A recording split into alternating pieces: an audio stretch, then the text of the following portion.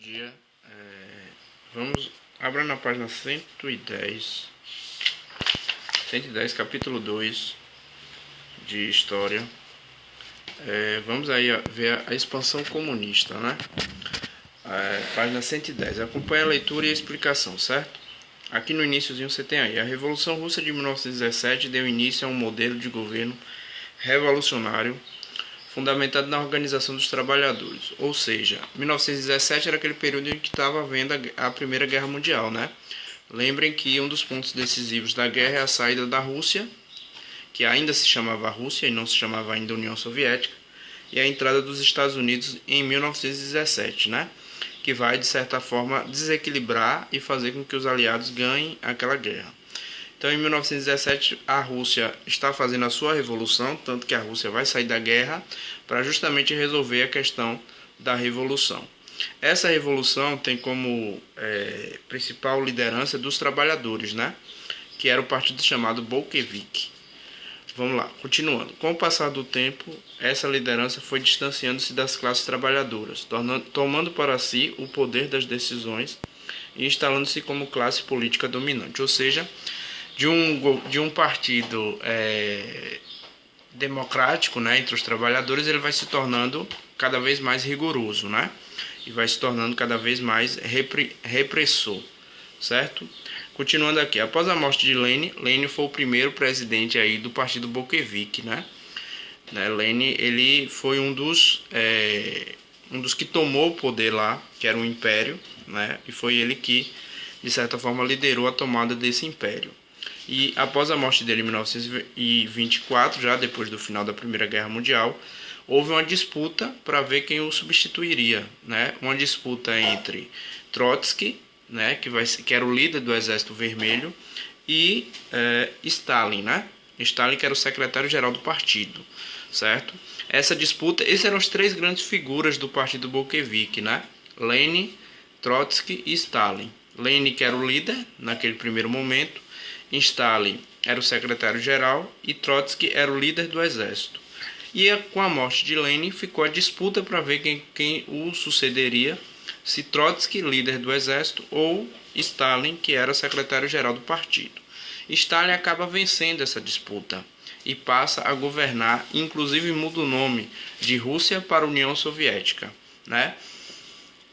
Essa questão vai ser importante porque vai haver uma disputa entre os dois. Inclusive, posteriormente, Trotsky vai ser assassinado no México, né? E muitos dizem que a mando, né, de Stalin, certo? Mas continuando aqui, ó. Vamos lá. Após a morte de Lenin em 1924, houve uma disputa pelo poder dentro da alta cúpula do Partido Comunista. De um lado estava Lev Trotsky, Bolchevique, fundador do Exército Vermelho, um dos exércitos mais fortes da Europa naquele momento, e o comissário de guerra, e outro, Joseph Stalin, né, secretário-geral do partido. Stalin ficou muito famoso aí, principalmente na Segunda Guerra Mundial, né? Na verdade, eu digo que é a trinca de demônios, né? Stalin, Hitler e Mussolini, né? Que criaram campos de concentração, tortura e tudo mais, né? Então você tem aqui Stalin, secretário-geral do partido. Cada um tinha concepção dos rumos da revolução. Outra coisa importante, os dois pensavam diferente com relação ao rumo que a revolução deveria tomar, né? Stalin, ele pensava que o comunismo ele deveria se consolidar primeiro na União Soviética para depois se espalhar para o mundo, né? E Trotsky não, Trotsky achava que o comunismo deveria ser logo naquele momento ali espalhado para o mundo inteiro, né? Houve essa diferenciação e essa disputa. Além da disputa do poder, a diferença de concepção. Um pensava de uma forma, o outro pensava de outra, né? Continuando aqui. A disputa foi vencida por Stalin. O novo líder passou a governar o país de forma personalista. O que é uma forma personalista? É você personificar como poder. Getúlio Vargas fez muito isso, né? Quando ele se considerava aqui no Brasil o pai dos pobres. Então, personalista é quando você é o destaque. Quando fala naquela, por exemplo, o faraó no Egito era a personificação do Estado, ou seja, quando se falava em Egito, se falava em faraó. Então aqui, quando se fala em União Soviética, se fala em Stalin, né? Por isso personalista, onde a pessoa está acima do país, por exemplo, onde ele tem uma imagem superior nessa questão. Getúlio Vargas se viu um pouco assim na época lá do governo aqui no Brasil, certo? Continuando. Personalista e autoritária, né? O governo de Stalin vai ser bastante autoritário, inclusive com campos de concentração. Aqueles que não concordavam com o seu governo eram colocados nesse campo de concentração, onde eram torturados, onde faziam trabalhos forçados, assim como ocorreu o campo de concentração de Hitler, né, que é acusado de realmente cometer o genocídio contra os judeus, né? Vamos lá, o governo de Stalin. Assim que assumiu o poder em 1928, Stalin anunciou o chamado Primeiro Plano Quinquenal, que tinha como principais objetivos a coletivização da agricultura e a industrialização. Uma coisa importante, a União Soviética nesse momento, ela passava por uma grave crise industrial, ela não conseguia fazer a sua industrialização.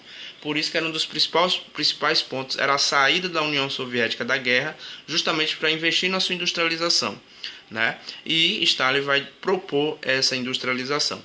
Só que a União Soviética vai investir mais na indústria bélica, ou seja, o que é indústria bélica? A indústria de armamentos, né? Até porque ela está vivendo ali a Guerra Fria, né?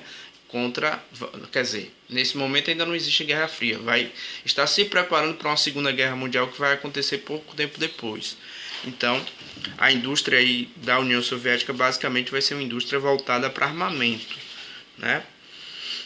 Vamos lá. Stalin e seus aliados acreditavam que a criação de fazendas estatais e cooperativas agrícolas, somada à mecanização e uso de fertilizantes e de agrotóxicos, aumentaria a produtividade no setor de alimentos. Ou seja, uma questão importante aqui, ó, fazendas estatais. Quando você tem o comunismo, aí o comunismo ele prega o fim da propriedade privada, né? Ou seja, todas as propriedades passam a ser do Estado, né? Então, ele defendia essas fazendas estatais e não fazendas privadas para essa produção de alimentos, né? Cadê o que mais aqui? Fertilizante. Em sua concepção, essas medidas viabilizaram a migração de parte de mão de obra para o meio urbano, ou seja, uma coisa importante, para você ter industrialização, você precisa ter uma urbanização. O que é urbanização? É quando a população da cidade é maior do que a população do campo, né? Inclusive isso aqui no Brasil vai acontecer ali em 1930, né, com o governo Vargas, é quando a gente passa a ter realmente um processo de urbanização. O processo de urbanização no Brasil ele é tardio, né, porque a nossa industrialização também é tardia. Né? Se a gente for perceber, a Revolução Industrial na Europa acontece em 1750, no Brasil a primeira Revolução Industrial vai acontecer ali em 1930, 1940. Então é muito tardio. Então por isso que a nossa população só passa a ser maior na cidade, ou seja, na zona urbana do que no campo, a partir de 1930. Ou seja, é o nosso primeiro processo de urbanização. Então, para você ter uma industrialização, você precisa ter mão de obra na cidade. Porque a indústria ela não está no campo, a indústria está na cidade. Então, ela precisa ter mão de obra à vontade na cidade. Então, essa política de Stalin é para estimular a galera a sair do campo para a cidade, até para que possa se fazer uma industrialização. Fazer industrialização sem mão de obra é impossível, né? Vamos lá. Que seria fundamental para o processo de industrialização do Estado soviético. Tal processo privilegiou a construção de grandes fábricas e fundições, além de volumosos investimentos em tecnologia, principalmente militar. Olha a questão que eu falei aí, né? A questão militar, a questão de investir mais na indústria bélica do que propriamente em qualquer outro tipo de indústria, né? Vamos lá. A industrialização soviética, página 111. A maioria da população soviética era formada por operários e camponeses que recebiam baixos salários. É uma concepção, né? As industrializações se deram, de certa forma, nessa questão, né? Na Inglaterra foi dessa forma, baixos salários. No Brasil, no início, era dessa forma. E na União Soviética também não foi diferente, né? Lembrando que aqui a gente está falando aqui praticamente de uma União Soviética, né? Lembre que em 1925, se eu não me engano, Stalin ele transforma a Rússia, ele coloca União Soviética, que é a União das Repúblicas Soviéticas, né? Ou seja, a Rússia queria, de certa forma ali, dominar toda aquela região do leste europeu, transformando em União das Repúblicas Soviéticas, né? União URSS, né? Certo? Vamos lá. Os operários da indústria lidavam cotidianamente com altas metas de produtividade que, caso não fossem cumpridas, poderiam resultar na acusação de agirem como inimigos da nação, ou seja, o grande autoritarismo, né? Você era obrigado a ganhar baixos salários e a produzir bastante. Caso você não produzisse o suficiente, o governo ainda te acusava de traidor da nação. Então, perceba que o comunismo não é essa beleza toda não, né? Também foi um regime autoritário, né? E na teoria é lindo, na teoria é perfeito, mas na prática não foi bem assim, certo? Vamos lá. Nesse caso, poderiam ser julgados e até mesmo enviados a campos de trabalho forçado. É o campo de concentração que eu falei aí. Esses campos de concentração só foram descobertos depois, né? Houve um líder lá que assumiu após a morte de Stalin, revelou esses campos de concentração, e aí que Stalin passa de herói para vilão dentro da própria União Soviética, da própria Rússia, né? Na Rússia hoje praticamente não se fala em Stalin, se fala mais em Lenin. Lenin ainda é visto como um grande herói. Stalin, de certa forma, não, porque descobriram depois o seu rigor, né? Esses campos de trabalho forçado e tudo mais. Nesse caso, já foi isso aqui, né? Vamos lá, continuando. O resultado de ações como essa foi grande crescimento da economia, que tornou a União Soviética uma potência industrial. Logicamente que o autoritarismo não é legal. As práticas, como é que eu posso dizer? As políticas econômicas deram certo, mas não significa que o autoritarismo é que fez com que isso acontecesse, né? Na verdade, o processo de industrialização, de mecanização da indústria foi que fez com que a economia da União Soviética, de certa forma, crescesse, principalmente no aspecto de armamento. O armamento naquele momento era muito importante porque você estava saindo de uma guerra e ainda existia uma tensão para uma Segunda Guerra Mundial, que aconteceu posteriormente. Então a União Soviética vai ganhar muito dinheiro com a indústria bélica, né? Durante as décadas de 30 e 40, a industrialização possibilitou a produção de armas e a resistência à invasão alemã nazista na Segunda Guerra Mundial. Ou seja, lembre que a União Soviética ela é um dos momentos ali, a Rússia, mais uma vez aí na história, é um dos momentos onde que Hitler vai perder muita força, né? Quando Hitler tenta invadir a União Soviética, é aí que ele perde muita força e, de certa forma, ele perde a guerra aí. Assim como Napoleão também. Napoleão perde muita força quando invade a Rússia, né? Então, a Rússia é um grande problema. Então, vamos lá. O objetivo de Stalin era mostrar ao mundo a possibilidade de obter desenvolvimento econômico sob um regime socialista. Com sua morte em 1953, a situação geral da União Soviética começou a deteriorar-se. Por trás da fachada de progresso contínuo estavam as contradições sociais, os problemas econômicos e a luta pela sucessão no poder. Ou seja, você tem um crescimento econômico, só que a situação da sociedade, da população russa, da União Soviética, não era a melhor, né? Existia muita exploração, né? Inclusive dos trabalhadores. Então existia uma capa de beleza ali, né? Eu já falei para vocês que o comunismo na teoria ele é lindo, mas na prática não foi tudo isso, né? Na prática foi totalmente diferente do que prega a teoria, certo? Vamos aqui, só para a gente finalizar aqui, as alternativas de Khrushchev, né? Khrushchev foi o cara que sucedeu Stalin, né? Depois da morte de Stalin e a intensa disputa pelo governo soviético, Nikita Khrushchev subiu ao poder. Buscando melhorar as relações entre a União Soviética e o bloco capitalista, ele pôs em ação uma política externa, que ficou conhecida como coexistência pacífica. Desse modo, em vez de realizar as reformas necessárias para recuperar a economia, ele tornou o país cada vez mais dependente dos recursos disponíveis do mercado mundial.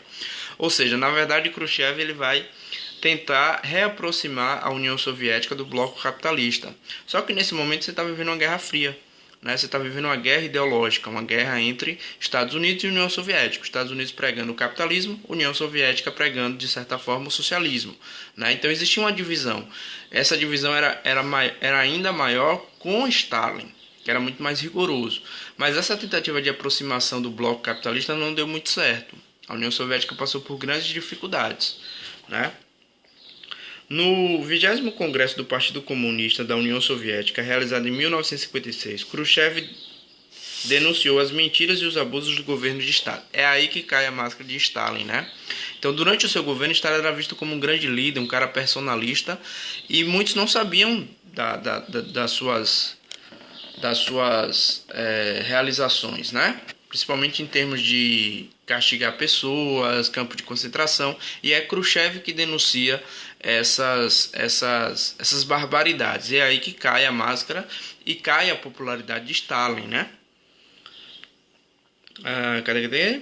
Khrushchev denunciou as mentiras e os abusos de Stalin, como a violação dos princípios socialistas, o culto à personalidade, os expurgos e a desastrosa política econômica. Esse processo ficou conhecido como desestalinização. O que é desestalinização? É tirar aquela figura, né, heróica de Stalin, certo? Com as reformas internas feitas por Khrushchev, estabeleceu-se um clima de moderada liberalização na União Soviética, que contribuiu para alguns países descontentes com o domínio soviético buscarem autonomia política, certo? Então, a gente finaliza aqui a página 111.